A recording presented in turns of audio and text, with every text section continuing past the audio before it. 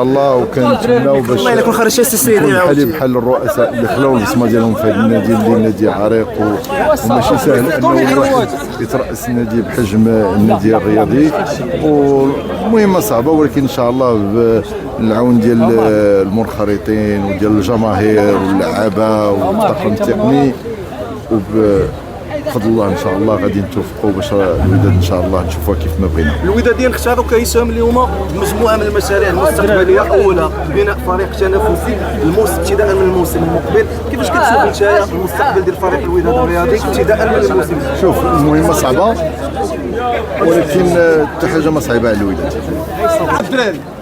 كأس العالم ان شاء الله كنتمناو اننا غادي نكونوا توفقنا باش نبنيو فريق اللي يكون كومبيتيتيف، وكنتمناو من المغاربه كلهم ان شاء الله يساندونا ونردوا الفرحه للوداديين والمغاربه، لان حنا غنكونوا كنمثلوا المغاربه كلهم، وخاصنا كل شيء يشجعنا في هذه المهمه اللي صعيبه ان شاء الله بالتوفيق. شكرا. اللي طمئنا الجمهور سمعنا 7 مليار 8 مليار 10 مليار يمكن لك مستحيل.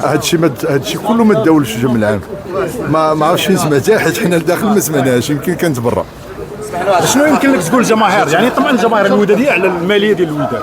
شوف، الجماهير ديال الوداديه عارفه الحاله ديال الوداد، دونك ما كاينلاش نجيو ونزيدوا لهم شي حاجه. انت باغي غير يمكن شويه ديال البيع، ما كاين مشكل، ولكن الجماهير عارفه الحاله ديال الوداد، ولكن حنا ما خايفينش من الحاله ديال الوداد، حيت عارفين شنو هو المستوى ديال الوداد وشنو المستوى ديال الوداد ديالنا.